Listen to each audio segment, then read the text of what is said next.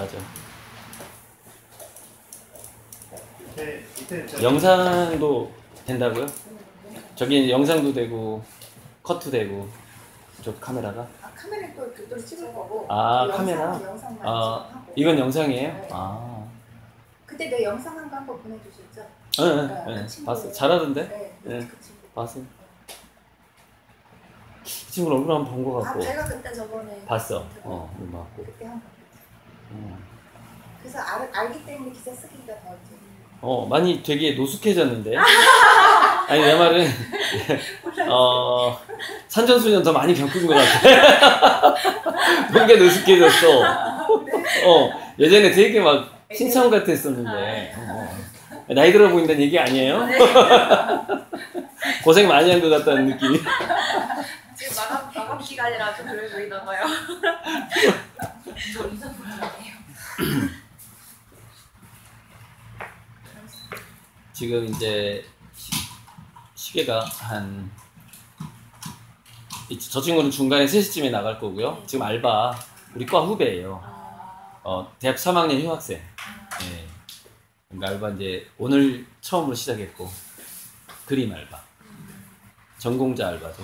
커피 저거 내려놓은 거 있어요. 저거 맛보고 싶으면 종이컵에 따라 드시면 돼요.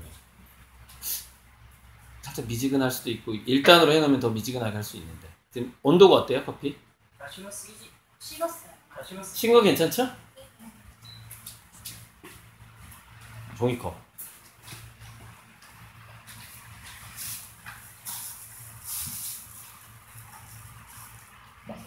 쓴 건가? 아니 쓴 게 아니고 물이 왜 있지? 물이 살짝 위에 흘러버린 거야? 그럼 새 걸로 하고 컵 말려버려. 말려놓고 새 걸로.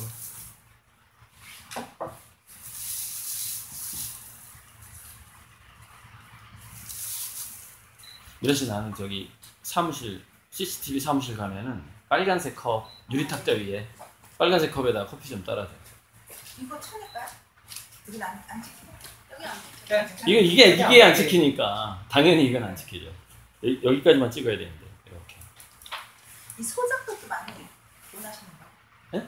작품 소작들도 많이 작은 것도. 이건 판화잖아요 현재. 하나예요? 예, 인쇄. 저기 막 바깥에 있는 게 그 인사예요? 인쇄해서 위에 그린 것도 있고 그게 이제 이번에 이제 제가 이제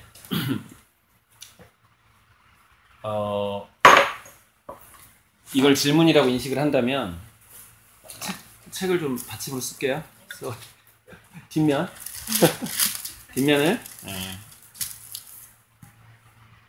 커피 조금만 부어주세요. 3분의 2.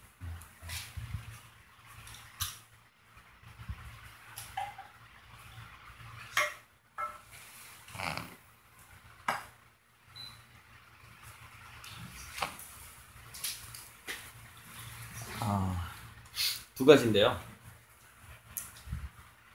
갤러리 카페를 전국에 한 10곳 정도 순차적으로 오픈을 할 건데 거기에서는 주로 판화를 팔게 될 거예요. 이제 왜냐면 저 같은 경우에는 진품이 한 1000개에서 1200개 정도가 예약이 돼 있단 말이죠. 그리는 대로 다 임자가 있는 거죠. 계속 돈이 들어오고 있고 진품은 갤러리에 걸 수가 없는 상황이죠. 다들 기다리고 있으니까 지금 3년 넘게 기다리는 사람들이 있거든요. 돈을 다 내고서.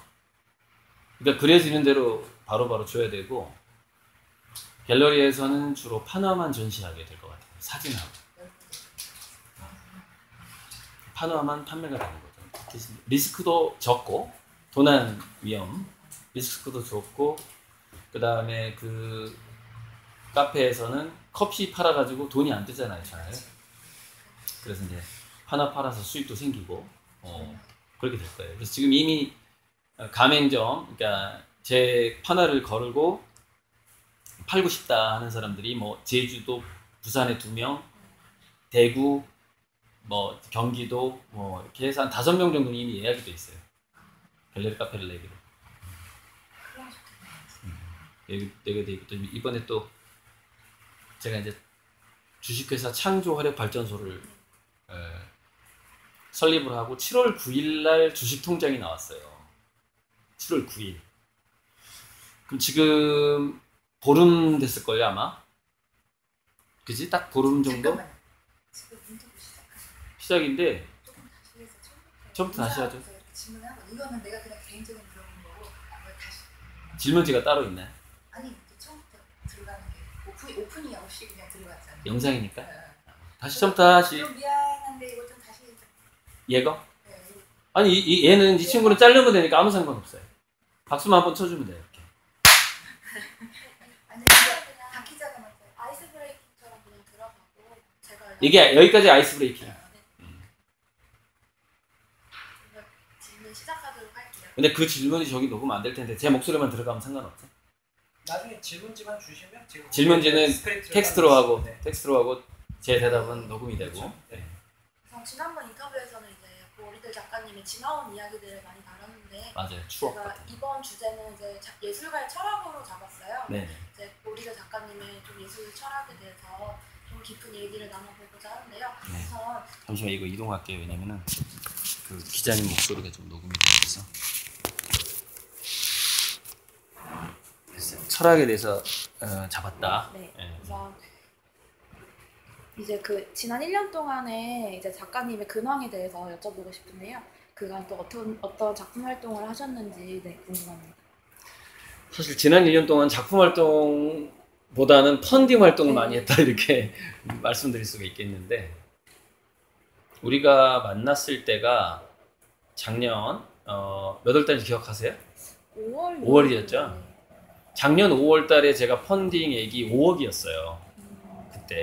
그때가 3억 5천쯤 됐을 아마 5억으로 기사가 나간 것 같아요. 5억쯤이었던 것 같아요. 그러니까 할부 약정액이죠. 내가 당신한테 그림을 사기 위해서 앞으로 얼마를 넣겠다라고 약정한 게 그게 5억 정도 됐었거든. 작년 5월에. 근데 6월부터 다시 이제 그 100개월 할부 그 돈이 들어오기 시작해서 연말쯤 6월부터 시작을 해서 이제 2차 러시가 시작된 거죠. 그래서 연말쯤에 그게 거의 한 35억에서 35억 정도? 그러니까 그 이후에 30억이 더 들어온 거예요. 그 이후에. 그 정도가 더 들어왔던 것 같고 그림값이 또 이제 올라가니까 그러니까 왜 사람들이 먼저 돈을 넣는다고 하냐면 매년 그림값을 2배씩 올려버리니까 먼저 넣어야 싸게 가져갈 수 있잖아요. 3년 후면은 벌써 한 5배가 올라버린 가격이거든요. 사기가 힘들죠. 저랑 그때 통화하셨었잖아요. 그 내용에 대해서.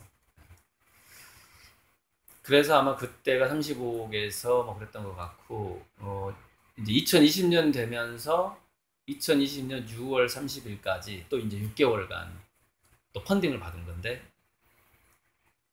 할부를 7월 달부터 안 하겠다라고 선언을 했고 가격도 2배로 올리겠다. 그러니까 올해 상반기가 호당 20만 원 가격이고 작년에 호당 10만 원이고 7월부터 호당 40으로 올리겠다 그랬어요.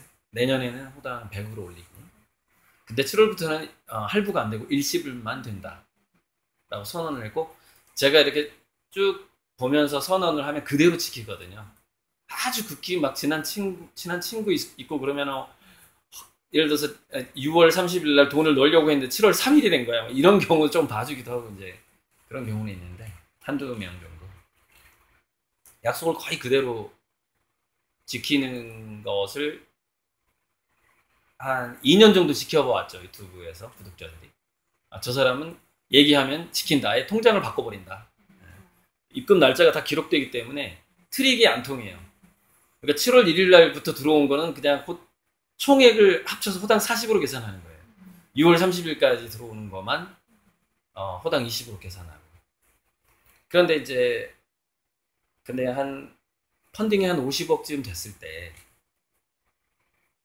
그때가 한 4월 말 5월쯤 됐죠. 그러니까 우리가 인터뷰한 지 1년 후쯤 후네요. 그때 1000평 실내 공간 한 1000평 정도 되는 3000평짜리 땅이 있어요. 익산에 공장이 하나 있는데 그것을 사야겠다라고 마음을 먹었어요. 그걸 그 마음을 왜 먹었냐면 코로나 때문에. 그러니까 코로나19가 터지고 나서 K방역이 전 세계적으로 뜨면서 인정을 받으면서 K방역이 어떤 효과를 줬냐면은 자, 맨 처음에 한류 드라마가 있었어요. 한류 드라마. 드라마 잘 쓰나 보다예요, 그냥. 그리고 유행도 동남아 쪽에서 많이 유행을 했어요. 그러다가 K-팝이 뜨기 시작했거든요. K-팝이 뜨기 시작하면서 전 세계적으로 뭐 일본을 완전히 누르고 미국에까지 알려지기 시작했죠. K-팝이. 그 다음 한류가 뭐였지? 뭐 아무튼 이런저런 한류가 있었고 한강이라는 작가가 맨부커상을 받았고 등등등 이렇게 갔어요. 여기까지는 이제 단순한 콘텐츠였단 말이죠. 콘텐츠였고 아트, 음악이었고 이랬죠.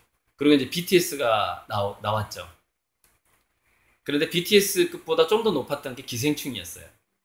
왜? 기생충은 종합예술이거든요. 조금 더 영화는 일단은 뭐 드라마나 뭐 드라마도 영화 쪽에 속하긴 한데 아카데미상까지 갔다라는 것 자체가 이거는 뭐냐면 국력이 기반되지 않으면 좀 어려운 상황이거든요.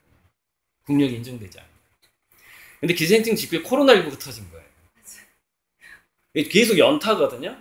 그러니까 3연타가 BTS, 기생충, 코로나19예요. K방역이에요. 이 세 가지가 딱 터지는 걸 보면서 뭐냐면 문화적 표준일 뿐만이 아니라 사회 체제적인 표준, 그리고 K방역은 과학이 들어가 있기 때문에, 의료가 들어가 있기 때문에 한국이 명실상부한 선진국이 되어버린 거예요. 이걸로 이제 확정이 된 거예요. 코로나19로. 그렇게 인정하는 사람도 많았고 해외에서 그렇게 인터뷰하는 사람도 많았어요. 트럼프가 계속 한국을 이렇게 의식을 하면서 미국 대통령이 우리나라 의식한 적 없었잖아요. 그런데 미국 대통령의 발언 자체가 한국을 의식하면서 한국하고 비교하는 발언들을 하기 시작했거든요. 게다가 독일이나 프랑스, 유럽에서는 이렇게 한국을 배우겠다고 하고 진단 키트를 받기 위해서 외교장관들이 갑자기 한국에 잘 보이기 시작하고 외교장관이 회의를 주최하니까 OECD에 다 참석하고 이런 일들이 한 두세 번 있었어요. 문재인 대통령도 회의했었고 명실상부하게 이제 거의 리더 국가가 된 거죠, 한국이.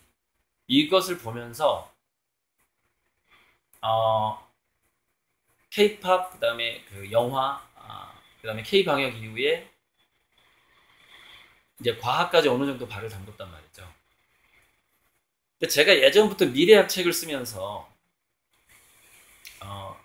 한류의 미래에 대해서 책에 쓴 적이 있어요. 이미 써놨어요. 오래전에. 그래서 한류의 미래가 이렇게 음악하고 드라마로 가다가 영화나 과학 쪽 조금 가다가 그 다음에 미술 한류가 올 거라고 제가 얘기를 했어요. 그 다음에 미술 한류가 온다. 왜냐면은 미술 한류라는 것은 그 나라가 선진국이라는 것을 인정받지 않으면 오기가 힘들어요. 미술 자체가 상류층들의 문화이기 때문에 그래요. 그러니까 외국 상류층들이 한국을 인식해야 되거든요. 근데 상류층이 인식하려면 한국이 그만큼 인지도가 올라가야만이 이거는 뭐 이게 K 드라마 한류하고 다른 거예요. 다른 부분이거든요. 미술 한류라는 것은. 그래서 미술 한류하고 과학기술 한류는 거의 동시에 가요. 그러다가 미술 한류가 먼저 온 다음에 노벨상이 나올 거라고 제가 얘기를 했어요. 그러니까 노벨상이 나오기 전에 한국의 순수예술 작가들이 전 세계화되는 현상이 오게 돼 있다는 거예요. 그것은 하나의 유행처럼 오게 돼 있는 거예요. 물론 준비되어 있지 않으면 오지 않겠죠. 근데 저는 한국 작가들이 거의 준비되어 있다고 생각을 하고, 특히 가장 잘 준비된 사람이 저죠. 한국에서 여러 가지 철학적이라든가 인프라 같은 거. 근데 그 인프라가 저는 내가 실내 공간 1000평짜리 작업실이 하나 있어야 되겠다라고 생각을 했어요. 저는 조각도 하고 싶고 환경 조각도 하고 싶고 피카소처럼 도자기도 하고 싶고 도자기 공방도 있어야 되고 막 영접하고 큰 건축물 같은 뭐 그런 것도 하고 싶고 나중에 건축물까지도 하고 싶거든요. 그럼 건축물 샘플링도 하고 그야말로 그 미술 한류에서 슈퍼스타급이 되겠다라고 마음을 먹은 거죠. 그리고 저는 이미 그때 50억을 확보한 상태였어요.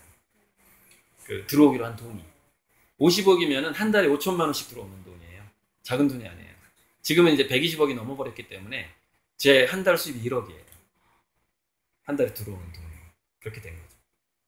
근데 거기다 이제 그래서 그 1000평짜리 화실을 사야 되는데 이게 할부금이 천천히 들어오다 보니까 그게 25억이에요. 그 작업실이. 담보대출이 15억이 나오고 10억 잔금이 필요한 거죠. 10억 잔금이. 그것도 1년 이내에. 지금 이제 몇 달 안 남았어요. 그래서 이제 미술 한류가 분명히 오고 나는 그걸 준비를 해야 된다.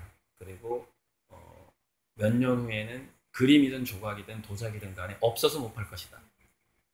그럼 난 지금 빨리 준비를 해야 되기 때문에 이 어시라고 그러죠. 어시스트도 좀 많이 구하면서 넓은 공장에서 실험을 많이 해야 된다는 거죠. 실험을 많이 해야 실패작이 많이 나와야 좋은 것도 많이 나오니까 실패 사례가 많이 나와야 되는 것이죠. 그래서 넓은 데서 이렇게도 해보고 저렇게도 해보고 이 실험을 많이 하고 싶은 거죠. 근데 좁은 데서는 실험을 못 해요. 예를 들어서 1000평이다 그러면은 800평에선 실패하고 200평에서 성공하면 되거든요. 20%만. 그림을 아무렇게나 하는 거예요. 즉 실패를 많이 해야 성공 작품이 나오기 때문에. 그래서 넓은 작업실이 필요하다. 그래서 그 1000평짜리를 사야 되는데 어떻게 펀딩을 할까 하다가 6월 말까지 입금된 모든 돈은 원금을 다시 돌려주겠다라고 선언을 했어요. 5월 한 10일경에. 왜 그러냐? 내가 인프라를 현재 갖춰야만이 세계적인 작가의 반열에 내가 원하는 속도에 맞춰서 나갈 것 같은데 6월 말까지 들어오는 돈이 꼭 필요하다. 그래서 그 돈으로 그 계약금 2억 5천을 냈거든요. 목돈이 들어와야만 낼 수 있잖아요. 그래서 그때 일시불이 한 5억 정도 들어온 것 같아요. 6월 말까지.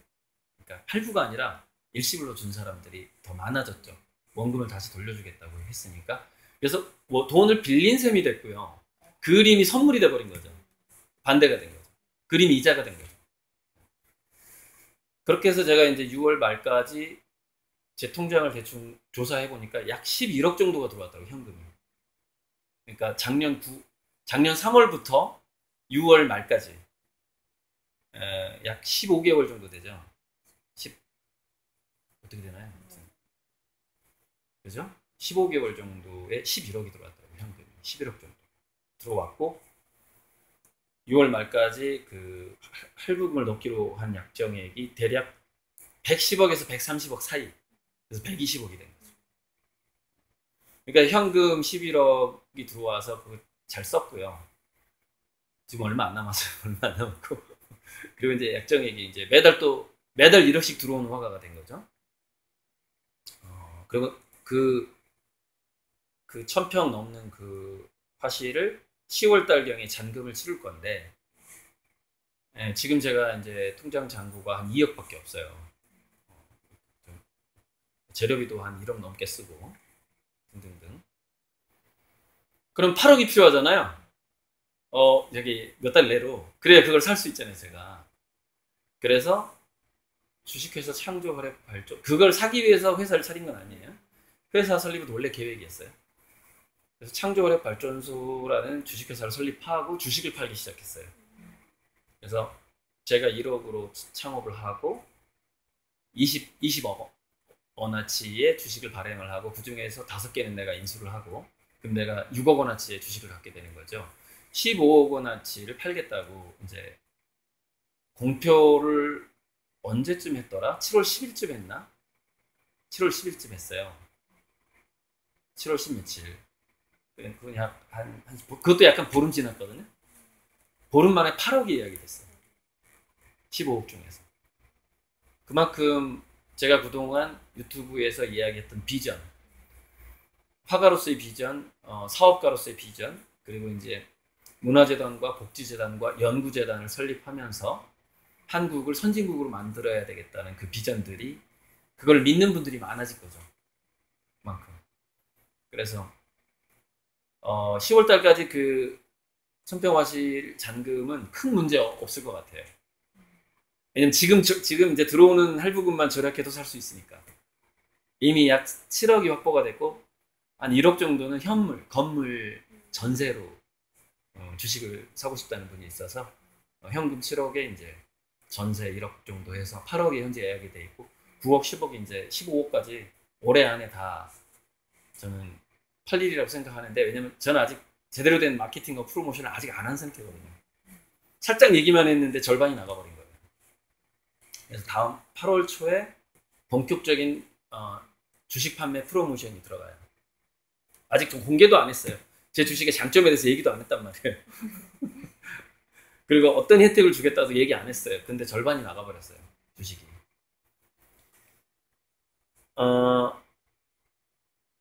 어떤 일이 있었냐면, 이제 제가 서울대 다닐 때 공대생 친구들이 유독 많았어요. 공대생.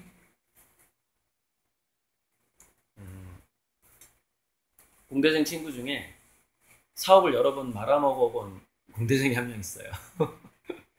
그러다가 이제 지하재원 컨설팅 사업으로 석유 쪽에서 잘 나가다가 이번에 코로나로, 사실 걔 회사 사장은 정확히 모르는데 굉장히 힘들 거라고 저는 봐요. 유가가 확 떨어져 버린 거예요. 기름이 유통이 안 되잖아요. 그래서 얘가 안 물어봤어요. 숙사장은 안 물어봤는데 제 추측인데, 얘가 이제 돌파구를 찾아야 되겠다고 생각을 했는데, 이제 자기도 과거 인연들이 있을 거 아닙니까? 그래서 그 과거 인연들 중에서 또 대학 동문들 인연들 중에서 그 소장 이름이 김경모인가, 그런데 충무로 영화감독 출신인데 현대, 삼성, CJ 쪽에서 영상 담당을 했던 간부예요.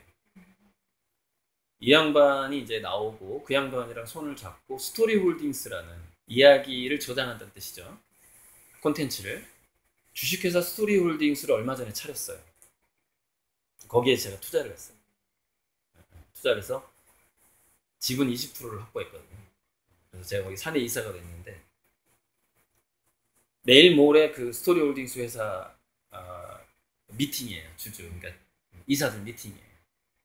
거기 가서 이제 내가 지금 이사가 누군지도 잘 몰라요. 그 중엔 작가도 들어와 있고 영화 감독도 들어와 있고, 이렇게 CJ에서 부장까지 했던 사람도 한 명, CJ 엔터테인먼트에서 그 사람도 한 명 들어와 있는데 이름도 모르고 명함도 안 받았어야지. 내일 모레 받아요. 그걸 받아와서 프로모션에 들어가는 건데, 제가 이제 스토리홀딩스 주식을 20만 주를 받게 된단 말이죠.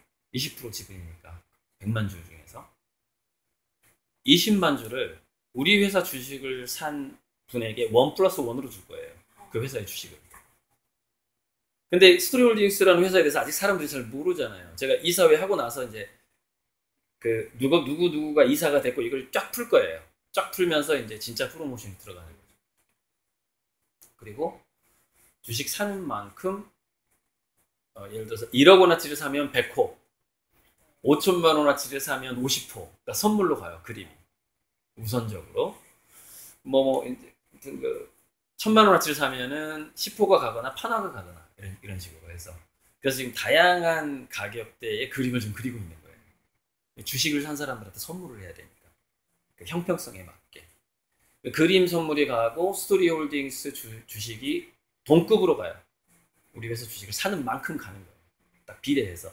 그러니까 1억에 1만 주가 가요. 스토리홀딩스 주식이. 제가 주식을 받아서 양도하는 거예요. 그냥 나는 그냥 양도세 내면 돼요. 그 사람들은 선물 받는 거. 그렇게 해서 우리 주식회사 창조활액 발전소 자녀 주식을 다 팔 거예요. 15호까지. 저는 금방 팔린다고 봐요. 제대로 프로모션 하면. 지금 스토리홀딩스의 정체를 모른다니까요. 사람들이. 근데 제가 봤을 때 기생충하고 스토리홀딩스는 밀접한 연관을 갖고 있어요. 즉 기생충이 아카데미상을 받았기 때문에 이 회사가 빨리 창업된 거예요. 자, 그 비하인드 스토리를 말씀드리자면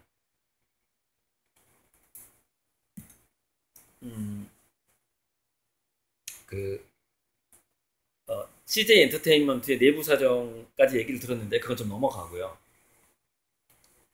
이 김경모소라는 사람이 영화 감독 출신 그분이 월트 디즈니나 워너브라더스나 또는 일본의 발리우드라는 데가 있는데 그 동향을 이제 친구랑 카톡을 나누는 걸 나한테 캡처해서 친구가 보내줬는데 아주 재밌는 내용들이 많이 나와요. 자, 발리우드든 헐리우드든 간에 영화 투자자들인 전문 투자가들이 있어요. 영화 투자를 하는. 영화 투자가들이 있는데 이게 BTS하고 기생충 이후에 게다가 K방향이 좀 영향을 미쳤다고 보는데 영화 제작사든 배급사든 기획사든 그 작가든 시나리오 하든 간에 한국인이 끼어있으면 펀딩을 잘 받는다는 거야. 이렇게 바뀌어버렸어요. 상황이. 그러니까 사실 BTS 영향도 있을 것 같긴 한데 무슨 얘기냐면 한국인들 배우가 나오는 영화다. 그러면 관객 수가 많아요. 그러다 보니까 한국인 배우가 나오든 한국인 작가가 그 시나리오를 썼던 기획을 한국인이 했던 또는 뭐 제작사가 영화 감독이 한국인이던 한국인만 끼었다 하면은 다른 영화보다 펀딩이 많이 들어온다는 거예요. 우선 펀딩이 들어온다는 거예요. 투자가. 지금 이런 상황이라는 거예요. 그래서 이제 그 제 친구하고 그 영화 감독 출신이 나눈 이야기가 뭐냐. 빨리 회사를 차려야 된다는 거야. 빨리 회사를 차려서 우리가 우선적으로 해야 될 건 뭐냐. 뿔뿔이 흩어져 있는 한국의 작가들을 모아야 된다는 것이죠. 그리고 그동안 CJ 엔터테인먼트 같은 경우에서는 완벽하게 검증된 스토리가 아니면 다 칼로 쳐냈단 말이죠. 가지치기 해버리고 진짜 쓸만한 것만 영화를 해도 그래도 실패하기도 하죠. 이렇게 해왔는데 그 일을 했던 그 내부자가 CJ 내부에 있던 사람들이 이건 가지치기에 아깝다 하는 것들이 많이 있다는 거예요. 시나리오 콘텐츠가. 그래서 그 작가들하고 그걸 이삭죽기라고 하는데 이삭죽기를 대거 하겠다는 겁니다. 대거 웹툰 작가까지 전부 다 대거. 그래서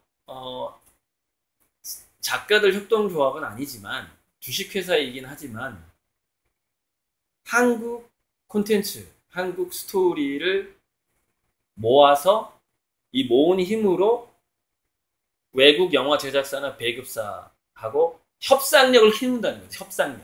그 협상력을 가진 메인 회사를 만들자라는 거예요. 그게 스토리홀딩스예요. 그런데 이 회사가 지금까지 CJ 엔터테인먼트가 이 일을 하지 않았어요. 왜냐면 이삭죽기까지 할 필요가 없었기 때문에. 1000명의 작가 중에 한 명만 뽑으면 되거든.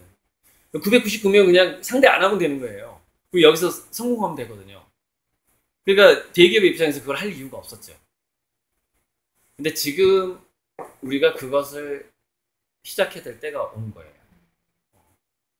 그래서 이건 제 예측인데 스토리홀딩스가 이제 막 출범했죠. 1년 만에 주가가 한 50배 뛸 거고 50배에서 100배 뛸 거고 2, 3년 내에 넷플릭스에서 손을 잡자라는 제안이 들어올 거예요.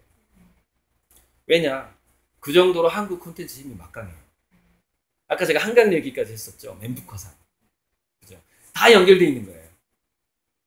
다 연결되어 있어요. 자, 그런데 제가 스토리홀딩스 이사죠.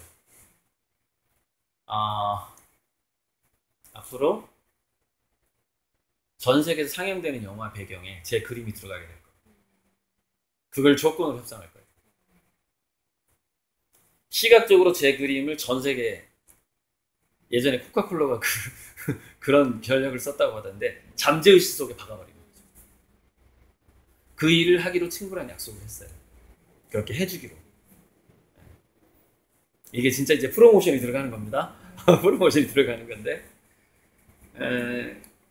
그래서 뭐 예를 들자면 영화 배우를 캐스팅하는데도 제가 어느 정도 끼어들 수도 있고 어쨌건 한국 콘텐츠 산업에 저는 미술 화가이기도 하지만 콘텐츠 산업의 발전을 위해서 제가 이제 상당히 그 회사에서 역할을 하게 되는 거죠. 작가, 저도 글 썼잖아요. 글 쓰고 제가 예전에 아르바이트로 이 책을 만화 콘티로 짠 적이 있어요, 한 권을. 근데 이제 제가 그때 좀 깨달았는데, 내가 영화 감독의 기질이 있구나, 이걸 깨달았어요.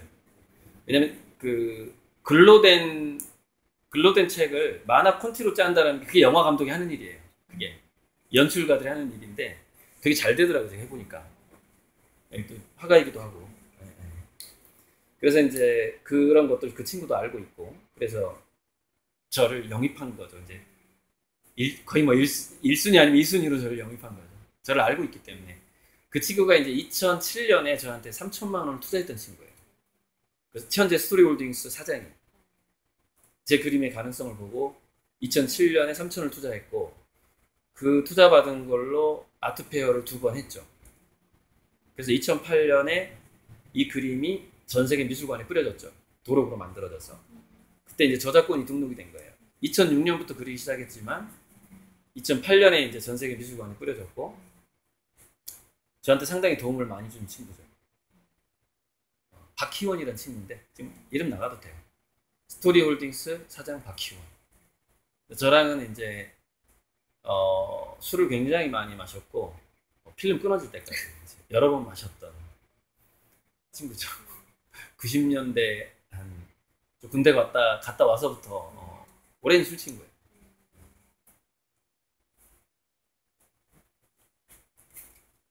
아까 이제 계속 언급해 주셨다시피 이게 지금까지 있었던 네. 일이에요. 네. 언급해 주셨다시피 계속 이제 창조화력 발전소에 대한 이야기를 해주셨는데 네. 창조화력 발전소에 대한 소개도 좀 해주셨으면 좋을 것 같습니다. 창조화력 발전소는 제가 7년 전에 상표 등록을 했어요. 그때 상표 등록을 할 때는 중국의 798이 예술문화단지로 바뀌는 걸 보았고, 향후에 우리나라에서 굉장히 많은 화력발전소들이 대체 에너지로 바뀌면서 공장이 비게 될 거라는 걸 예측을 했어요. 그래서 화력발전소들이 그때 물레동에 화력발전소가 하나 있었고, 지금 어떻게 바뀔지 정확히 모르겠는데 검색해보면 나올 건데, 사실 물레동에 화력발전소를 좀 노리고 있었어요. 그래서 제가 창조화력발전소라는 이름을 짓고 이 이름을 가지고서 그 서울 중심가 물레동인가 당산동인가 그래요. 당산동인가 그쪽에 화력발전소를 예술인들이 모여서 그림 그리는 곳으로 만들었으면 좋겠다라는 생각으로 일단 질렀어요. 이게 상표 등록을 해놨어요. 한 7년 전에. 근데 이제 거기에 제가 협상할 만한 그런 상황이 아니었고, 이렇게 시간이 흘러서 결국 제가 유튜브로 몇 억씩 펀딩을 받다가 지금 거의 120억이 넘어간 상황인데, 현찰도 뭐 10억이 넘게 들어왔고, 그러면서 창조화력발전소를 그냥 회사 이름으로 쓰자. 그러니까 처음에는 예술단지 이름으로 쓰려고 그랬어요. 그리고 목적은 화력발전소를 인수하려고 그랬어요. 그래서 창조화력발전소거든요, 이름이. 그래야 좀 더 유리할 것 같았거든요. 근데 그런 일은 안 일어났지만 어쨌건 제가 회사 이름을 쓰게 됐어요. 근데 목적은 같아요. 갤러리 카페가 첫 번째 사업이지만 대규모 예술단지를 만드는 게 창조화력발전소의 꿈이에요.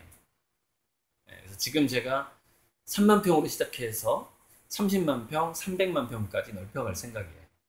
근데 그 대규모 예술단지는 1차 산업을 기반으로 합니다. 농업.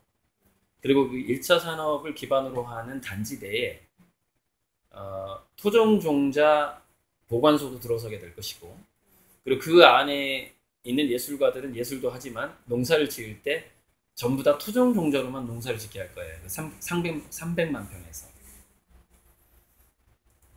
그리고 바이오 연구재단도 만들고, 그리고 이제 그 문화단지는 문화재단에서 이게 이렇게 되는 거죠. 창조화력발전소에서 땅을 사요. 그러면 제가 만든 문화재단에서 이 땅을 임대를 하는 거예요. 그리고 저는 그림판 돈을 문화재단에 기부를 하는 거예요. 그럼 그 돈이 문화재단으로 갔다가 회사 수익으로 잡히게 되는 거예요. 그리고 회사에서는 사람들을 고용을 해요. 또 고용을 거기 관리해야 되니까. 그리고 문화재단에서는 고용하면 여기서 월급이 나가는 거고, 문화재단에서는 문화기본급이 나가죠. 예술기본급이 나가고 해서 그 단지 내에서는 토종종자를 키우거나 연구하면서, 근데 그 노동이 의무는 아니에요. 농사 짓기 싫은 사람 안 해도 돼요. 그냥 그림만 하면 돼요. 그림 열심히 하면 돼요. 그런데 저는 저도 텃밭 가꾸기를 좋아하는데, 식물 가꾸는 거를, 저 밖에 식물 나중에 한번 찍으시면 그게 되게 저는 예술에 도움이 되는 경험을 많이 했기 때문에, 그래서 되게 시너지, 즉 그런 어떤 토종 종자를 많이 이렇게 확보하면서도 사람들이 그림도 그리고 조각도 하고 음악도 하고, 그러니까 연극도 하고, 종합예술 단지를 만들 건데 그 안에서 타투도 하고, 어떤 사람은 또는 원예도 할 수 있고 뭐 그런 건데요. 분재도 할 수 있고. 그런 어떤 그 대규모 단지를 지금 창조과학발전소에서, 그게 이제 2차 산업이죠. 두 번째 할 사업이에요. 첫 번째가 갤러리 카페고, 두 번째가 예술단지예요. 클러스터를 만드는 거고. 땅을 많이 사야 되겠죠.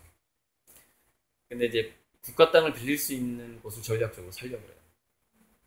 새만금이 좋긴 한데 땅값이 너무 비싸요, 지금. 좀 그 요지를 한번 찾아봐야 돼요. 뭐 전라북도가 될 확률이 높아요. 비교적 싸거든. 그래서 소문 안 내고 있다가 동시다발적으로 살 거예요. 여러 곳을 가만히 있다가 돈 모아가지고 동시다발적으로 이렇게 해야. 안 그러면 땅값 올라가니까. 그렇게 해야 할. 그게 두 번째 사업이고, 세 번째 사업, 네 번째 사업은 이제 문화재단이 해야 될 사업이 있고, 연구재단이 해야 될 거는 이제 아까 실용자가 1순위고요. 토종종자가 1순위고, 문화재단에서는 두 가지를 할 건데, 한국의 공교육의 후진성을, 낙후성,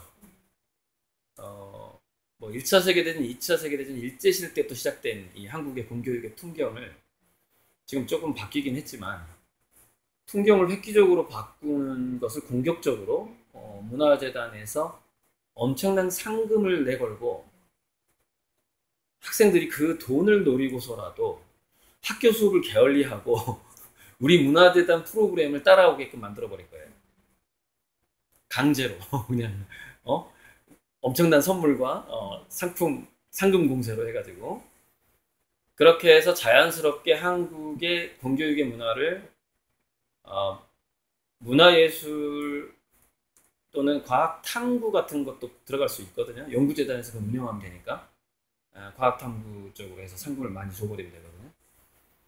그래서 학교 수업보다는 우리 회사, 그러니까 제가 만든 문화재단이나 연구재단에서 기획한 프로젝트를 연구하는 게 훨씬 빠르다. 훨씬 출세도 빠르고 바로 취직도 할 수 있고, 이렇게 해서 공교육하고 대결 구도로 가려고 그래요. 너무 안 바뀌니까. 그래서 지금 현재 기획하고 있는, 첫 번째 기획하고 있는 게 유튜브 미술대전이에요. 유튜브 미술대전은 뭐냐면, 자기가 나가서 풍경화를 그리든 추상화를 그리든 자기가 그렸다는 것이 증명되도록 찍는 거예요. 찍어서 유튜브 계정에다 그걸 올려요. 결과물까지 올리고, 그 링크를 제 유튜브 채널 댓글에 달게 해요. 그럼 제 유튜브 채널로 위원들이 각자 들어와서 집에서 재택 심사를 해요. 그리고 점수를 매겨요. 완벽하게 공정하게 하는 거예요. 분야는 한 20개 분야를 생각하고 있는데, 타투도 들어가요. 원예. 자, 풍경화, 정물화 들어갈 수도 있고요. 그다음 성인반, 학생반, 유치원반, 추상화 들어가죠. 뭐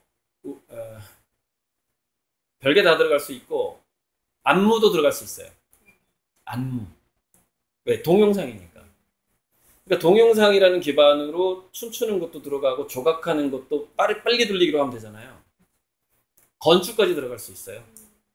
건축 설계도에서부터 건축 지어진 것까지를 영상에 올려서 공모를 하면 돼요. 대상 받으면 3억, 5억 상금 주는 거죠. 그리고 아티스트들은 공간을 차려주고 그 공간에서 그림을 그리게 하는 거예요. 재료비까지 다 대주고. 이걸 계속 펼쳐나가는 거죠. 그러면 저는 우리 급속도로 한국의 공교육이 호모 루덴스로 확 바뀔 거라고 봐요. 그 방향을 틀어버리겠다는 거예요. 아주 공격적으로. 그래서 그 문화재단 이름까지 정했는데, 무당 이회영 씨가 저쪽 간동가 신흥무관학교라고 있었어요. 생각다. 문화재단 이름이 신흥문화재단이에요. 그때 독립군 양성소였거든요. 그러니까 뭐냐면 현재 우리 공교육은 식민지 교육이에요. 미국에서 건너온 거고 원조는 독일 프로이센 교육이었다고 하던데 독일, 일본, 미국에서 들어온 게 짬뽕된 거예요. 현재 우리 공교육. 식민지 교육이죠. 즉 무슨 얘기냐? 교육 문화가 독립이 안 된 거예요. 한국적이지도 않아요. 그래서 저는 독립군을 양성하는 문화재단을 만드는 거예요. 그게 신흥문화재단이에요. 그래서 신흥무관학교를 그 뜻을 그대로 가져온 거죠. 왜 일랑이종 선생님 그랬잖아요. 독도 왔다 갔다 할 때 우리는 문화의병이다 그랬잖아요. 일본으로부터 독도와 관련된 여러 가지 스토리들을 드라마를 제작하고 전시를 하고 함으로써 야 독도는 원래 우리가 문화적으로 향유했던 곳이야. 야 니네들 독도를 문화적으로 향유한 기록 있어? 없어. 한국은 많이 있어. 굉장히 많아. 독도를 갔다 온 화가들도 굉장히 지금 한 70명 될 것 같은데 선생님이 의도적으로 막 독도를 데려가 화가들 저도 독도 갔다 와서 저 사진까지 찍은 거 아니에요. 지금 독도 사진. 2008년에 갔을 때 그때 선생님이 문화의병이라는 개념을 얘기했단 말이에요. 문화의병. 바로 그 문화의병의 개념을 더 폭넓게 해서 공교육에 끼어들어 있는 제국주의적인 그리고 산업사회의 그 인간을 부품화 만드는 그런 어떤 아주 오래된 그런 어떤 구태라던가 그런 적폐, 그야말로 교육의 적폐가 있죠. 그 적폐를 완전히 한 5년 내에 일소해버리고 싶어요. 신흥문화재단에서 유튜브 공모전을 통해서. 유튜브 그만큼 힘이 있으니까 상금을 엄청나게 내줄 겁니다. 한 5억, 3억에서 5억으로 시작하려고 그래요. 거기에 당선되면 엄청난 지원, 그다음 우리 회사에 취직까지 다 시켜주고. 참고로 우리 회사의 초봉은 300만 원입니다. 갑자기 잡지사에서 우리 회사로 이렇게 오고 싶어하는 눈치. 여기까지 얘기하고 다음 질문 받을게요. 네, 진짜 지금 이제 융복합 시대라고 하는데 예술은 그런 융복합이 어디에도 이제 잘 스며들 수 있는 분야라고 생각해요. 그래서 작가님도 뭐 이제 미래 인문학을 같이 공부하시고 계시잖아요. 그런 이제 모든 것을 총망라하시면서의 이제 작가님의 철학이 제일 궁금한데요. 이제 그 기반에 대해서 어떻게 말씀해 주시고 싶으신지. 그러니까 이제 제가 어떤 세상의 비밀, 우주의 비밀, 우주의 원리 이런 것들에 대한 궁금증을 푸는 건 중학교 때쯤이었던 것 같아요. 공자도 지학이라고 15세를 지학이라고 했는데 저도 한 중2 때 만 13, 14세 경에 모든 것을 알고 싶다라는 호기심이 생기기 시작하더라고요. 그때부터 이제 공부가 잡다한 공부가 시작된 거죠. 이제 종교에서부터 그때는 제가 교회를 다닐 때였는데 잡다한 공부가 시작을 했는데 그래서 의도적으로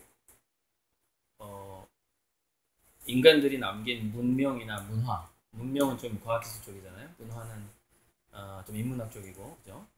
문명과 문화를 전반적으로 공부를 해야 되겠다는 생각을 중2 때쯤 한 것 같아요. 중2 때쯤 했고, 그러다 보니까 예를 들자면 이런 거죠.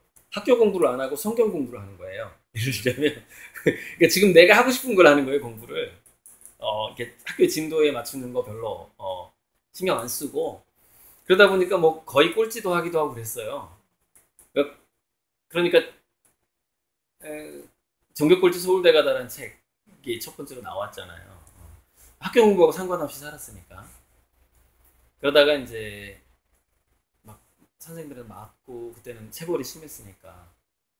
그리고 그만두고 이제 서울대를 가겠다고 마음을 먹었죠.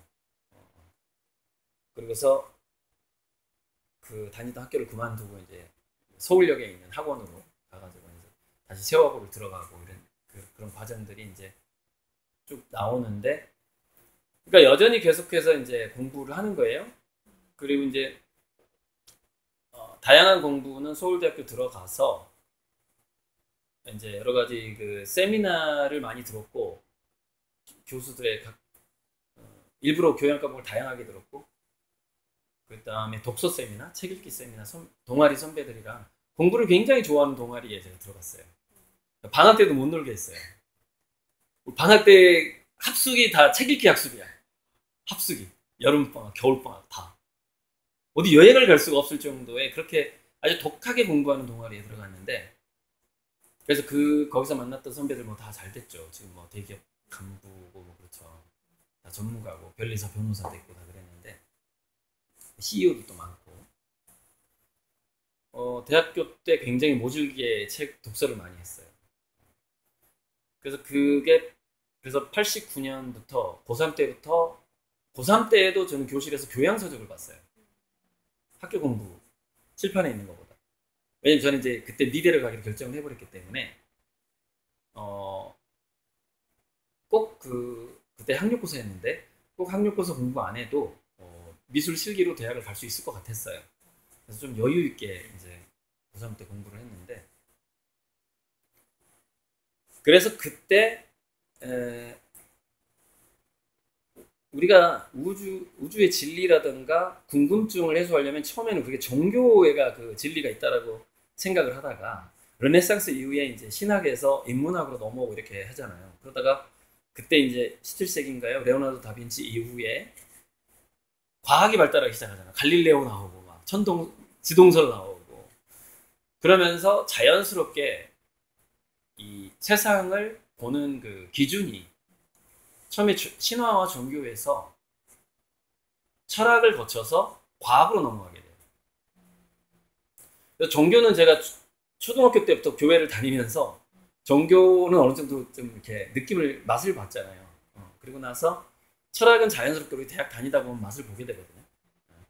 동양 철학, 서양 철학. 그 다음에는 과학이거든요. 그래서 이공계 쪽, 과학 쪽 서적을 많이 봤고, 과학을 수학적으로 공부했다는 게 아니라 과학자들이 쓴 에세이를 많이 봤죠. 그 당시 그래서 슈레딩거라든가 뭐 하이젠베르크, 그 다음에 평행우주론에 관련된 프리초프 카프라, 그다음에 신과학, 뭐 프랙탈 뭐 이런 책들이 한동안 대학교 1학년 때 많이 쏟아져 나왔었어요. 그 책을 다 읽은 거예요. 그때 그 책을 많이 썼던 데가 범양사 출판부라는 책이었어요. 제가 범양사 출판부에서 나온 책을 99% 거의 다 봤어요. 그거하고 정신세계에서 나온 책들. 그러니까 저는 출판사 털이를 하면서 책을 봤어요. 출판사. 그 출판사에서 나온 거 다 읽는다 이런 거예요. 정신세계사, 범양사 출판부에 출판사에 나온 거 다 보는 거예요. 그런 식으로 이제 대학교 고3 때부터 독서가 시작된 거예요. 89년부터 학교 꿀고 고서. 그 89년에 그렇게 시작해서 뭔가 느낌은 왔어요. 이제 이 우주는 평행우주구나. 느낌은 왔어요. 이 우주가 평행우주라는 개념은 대학교 1, 2학년 때 이미 왔어요. 그때 문제는 이걸 그림으로 어떻게 그릴까죠. 문제는. 그리고 그 당시에는 힘들었고 그림 그릴 만한 재료도 없었고 또 갈등이 되게 많았어요. 돈이 없다 보니까. 그런데 어떻게 막 하긴 했는데 결국 마지막에는 평행우주론을 그림을 그려야 된다라는 생각을 꽤 오랫동안 하게 된 거죠. 그래서 그 와중에 뭐 이제 이혼도 하고 파산도 한번 해보고 이렇게 그다음에 신용불량자도 돼보고 도망도 다녀보고 그 사이에 그러면서 이제 그 화두 평행우주에 대한 그 화두는 계속 머릿속에 들어가 있었거든요. 근데 정말 희한하게 가장 힘들 때, 즉 2004년 가을에 이혼을 하고 딸을 한 달에 그 어린 딸 한 달에 한두 번밖에 못 보고 막 많이 울었어요. 어리니까 아직. 그리고 혼자서 돈도 못 벌고 시골집에서 칩거를 하고 있을 때 동네 고양이가 제 친구였던 거예요. 그래서 고양이 눈을 자주 봤어요. 그래서 2006년도에 눈동자에 우주를 그리면 되겠다는 생각을 하게 됩니다. 그래서 처음 나온 그림이 저 그림이에요. 저게 2006년도에 그리기 시작한 거예요. 고양이 눈에 달하고 금성이 찍혀 있죠. 저 샛별이에요, 왼쪽에. 산 실루엣이 살짝 있고. 고양이 눈에 달과 금성, 샛별을 2006년에 처음 그리기 시작합니다. 근데 제가 저걸 그려야 되겠다로 마음먹는 순간 그 대학교 1, 2학년 때부터 또는 그 중2 때 마음먹었던 그 어떤 우주의 근본적인 어떤 그런 원리 같은 거. 그래서 그것이 평행우주고 양자물리학의 평행우주라는 것까지 왔는데 이걸 제가 완벽하게 한 장의 그림으로 표현을 못 해냈었단 말이에요. 2006년에 저 아이디어가 딱 떠오른 거예요. 그러니까 1989년부터 2006년까지 한 16년 걸린 거죠. 0, 1, 2, 3, 4, 5, 6, 17년 정도 걸린 거예요. 중학교 2학년 때부터 하면은 14살부터 한다면 거의 한 20년 걸린 거죠. 14살, 34살 정도. 아니다, 30몇 살이었지, 2006년에? 37이었죠? 37이었으니까 14살 하면은 한 24년, 3, 4년 걸린 거네. 그러니까 나 우주의 원리를 알고 싶어. 24년 만에 나온 그림이에요, 저게. 24년 만에. 저 그림을 아이디어를 떠오른 순간 마치 신내림처럼 번개가 치더라고요. 어떤 전기가 뒤통수로 딱 들어오더니 꼬리뼈로 쫙 나가더라고요. 번개가 쫙. 근데 이걸 제가 나중에 그 무당들하고 인터뷰한 사람 얘기를 들어봤는데 무당이 신내릴 때 그 현상이 나타난대요. 번개가 친대요. 이렇게 여기 연수에서부터 머리 연수에서부터 꼬리뼈로 번개가 쫙 지나간대요. 제가 저거 떠오를 때 번개가 쫙 지나갔어요. 저 그림 떠오를 때. 그래서 그 순간 제가 이 그림이 세계적으로 성공할 거라는 게 딱 느낌이 왔어요. 감이 딱 왔어요. 아, 이거 엄청 성공하겠다. 그 2006년도에 감이 왔어요. 그러니까 긴 여정이죠, 이게. 그래서 그 당시에 2006년 정도면 이미 제가 거의 독서량이 10,000권 정도가 됐을 때예요. 거의 10,000권이 다 돼갈 때. 8,000권에서 10,000권 사이. 출판사 토리를 했다니까, 출판사. 특정 출판사 나오고 다 봤다니까요. 도서관에 다 보고. 지금은 사람들이 뭐라고 하는데 진짜 10,000권 봤어? 막 이러는데 지금 제 생각에 거의 20,000권 돼요. 왜냐면 제가 돈 주고 산 것만 한 3,000~4,000권 되니까. 책을. 돈 주고 산 것만. 안 사고 빌려본 거 더 많죠. 다. 사본 것보다. 도서관에서 본 거. 그러니까 15,000원에서 20,000권 된다고 봐야죠. 근데 그 많은 그 독서의 여정하고 개인사적인 아픔 그런 것들이 다 결합이 돼서 저게 터져나온 것 같아요. 굉장히 가장 외롭고 가장 힘들고 가장 가난했을 때 저 아이디어가 딱 떠오르더라고요. 정말 재밌죠? 조셉 캠벨이 그랬잖아요. 신화의 힘. 신화가 가르쳐주는 것이 두 가지가 있다. 내가 전 세계 신화를 공부하면서 신화가 우리에게 얘기해주는 것이 두 가지가 있다면 이렇게 정리가 된다. 하나는 우리 눈에 보이지 않는 이면의 세계는 반드시 존재한다. 이면의 세계와 힘은 반드시 존재한다. 두 번째는 전 세계 모든 신화는 우리가 넘어지는 곳에는 반드시 보물이 숨겨져 있다는 것을 말해준다.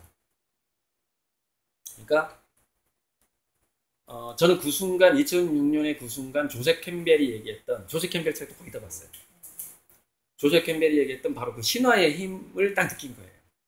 이면의 세계, 이면에 보이지 않는 원리를 찾고자 했고, 근데 제가 정말 넘어져서 가장 힘들 때 저 그림 테마를 얻게 된 거예요. 조셉 캠벨의 조셉 캠벨 공부를 제대로 한 거죠. 제가 그걸 직접 경험했으니까. 그 사람이 신화가 우리에게 가르쳐 주는 것 가장 중요한 그 두 가지라고 했어요. 그 두 가지.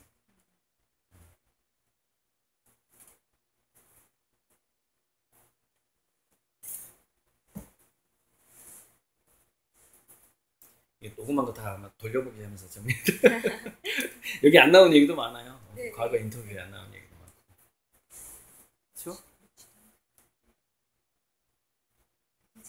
이거 녹화하고 있고 뭐.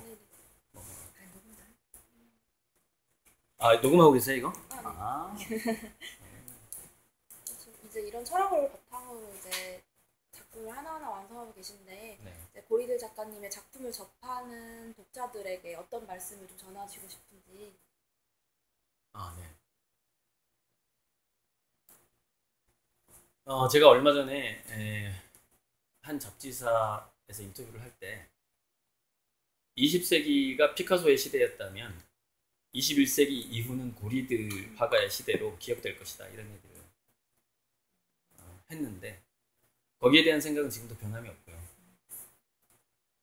그래서 어떤 한 문명이 지구의 그 생명체가 나온 지 38억 년이 됐다고 하는데 이 우주에서 빅뱅과 빅뱅 이후에 갤럭시가 만들어지고 갤럭시 내에서 태양계가 형성이 되고 행성이 만들어지고 행성 위에 생명체가 등장을 하고 등장을 해서 문명을 만들어내고 그 문명이라는 것이 인문학, 과학, 예술로 분류가 되면서 르네상스가 일어나고 하다가 그러니까 저는 외계 문명을 믿는데 이 모든 우주에는 파충류의 우주, 파충류의 행성 뭐 다 있다고 봐요. 예전에 V라는 막 외계 침공 막 이런 드라마도 있었는데 화성인도 뭐 있을 수도 있는 거고.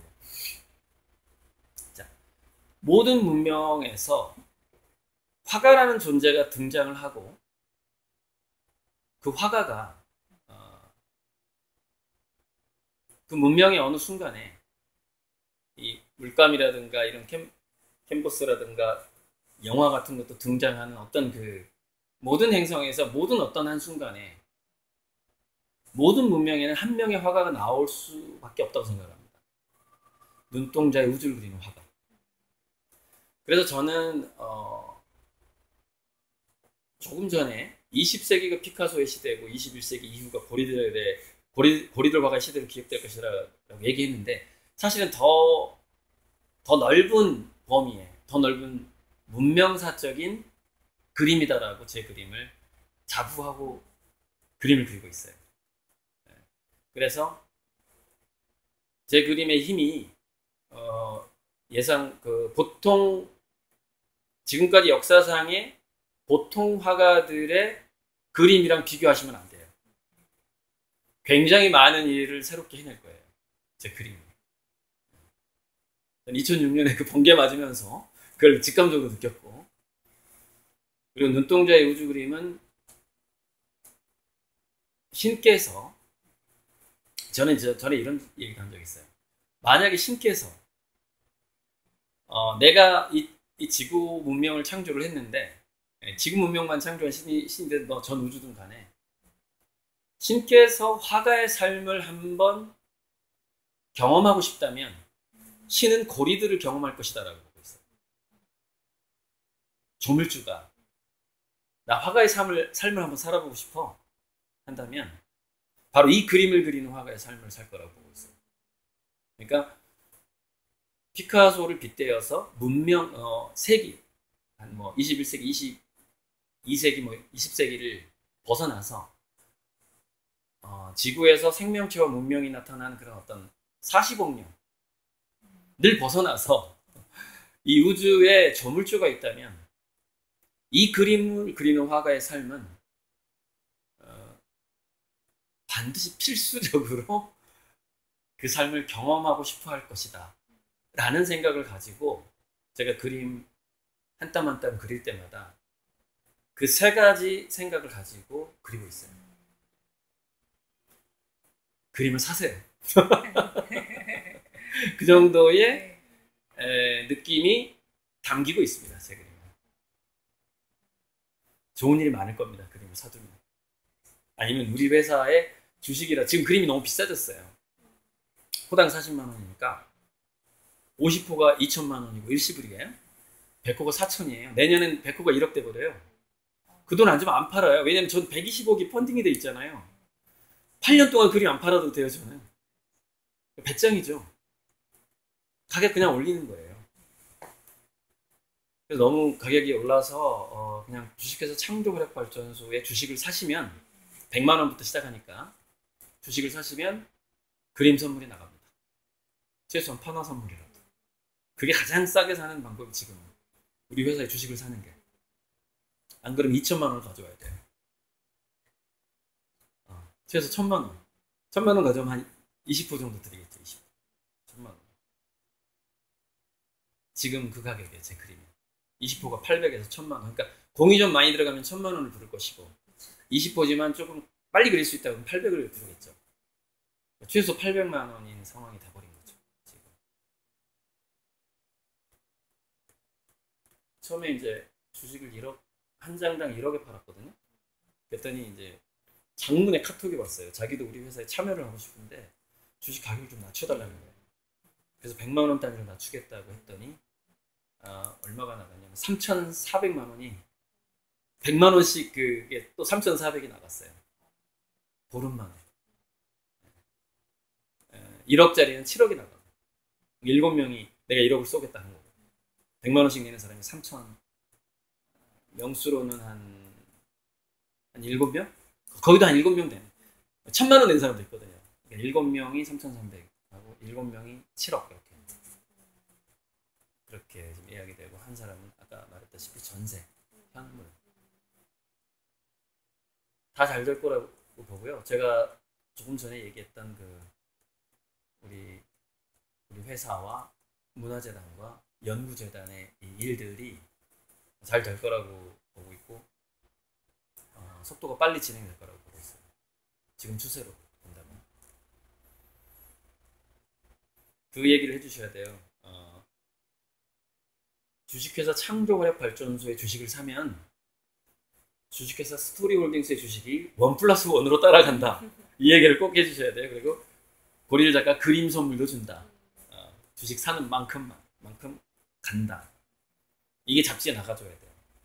이것도 프로모션입니까? 그럼 이제 보고 연락이 오겠지. 이제 없어서 못 팔아. 그거 보고 연락하기 시작해봐. 뭐 몇 명이나 볼지 모르겠지만 이제 없어서 못 파는 거예요. 이제 잡지에 딱 때리는 거죠. 정식으로. 그런데 이제 스토리홀딩스가 어떤 회사인지는 이 잡지에 안 나갈 거고 제가 아직 회의를 안 했으니까 그거는 제가 유튜브에 올리도록 할 거예요. 잡지에서 그거 빼도 돼. 왜? 그때는 이미 검색하면 홈페이지가 뜨니까.